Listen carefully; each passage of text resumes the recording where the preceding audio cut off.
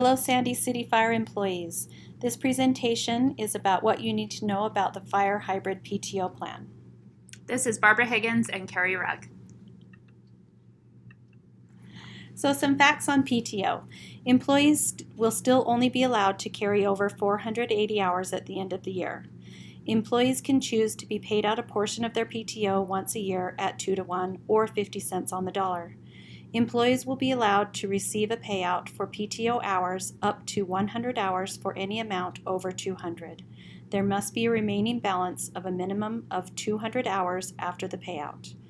40 hours is the minimum amount that can be paid out, not to exceed 100 hours. Payout can be cash, which is taxed, or contributed to a 401k, 457, Roth IRA, or HSA. Only one of these can be selected. PTO still needs to be approved in advance unless it is an emergency. For example, the employee is sick. Payout will take place the last quarter of the year. Here is a chart that shows the new accrual rates that are for the PTO hybrid plan. Employees at 0 to 5 years will receive 214.5 hours of PTO per year. 6 to 10 years would be 292.5 hours per year, and any employees that have been with the city 11 plus years would be 380.25 hours. Holidays will be at 107.25 hours, and the PTO balance limit would be 480 hours per year. Short-term medical leave will begin starting after 78 hours of PTO along with FMLA. This includes caring for family members. Employees will be able to carry their sick time balances over into the STML bank. Now we will go over the basics of what short-term medical leave would be. Short-term medical leave may only be accessed starting after using 78 PTO hours. If there is a second qualifying event within 12 months of the first event, only 39 hours of PTO will need to be used before being able to use STML or short-term medical leave.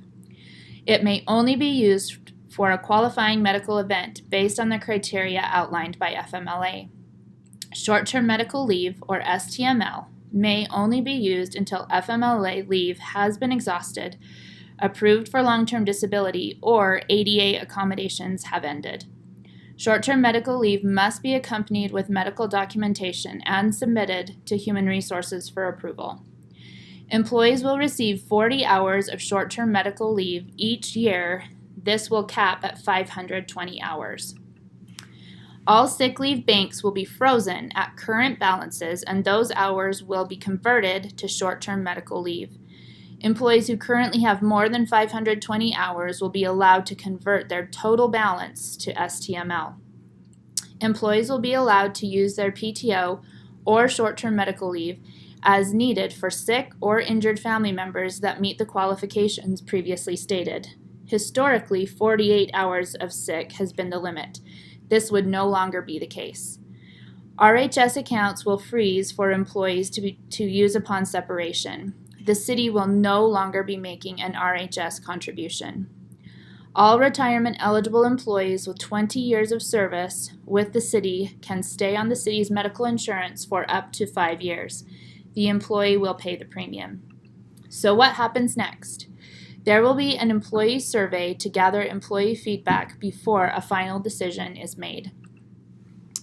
If you still have questions, please reach out to your department representative or HR. For fire, it would be Eric Larson or Chris Welch. Thank you so much for your time.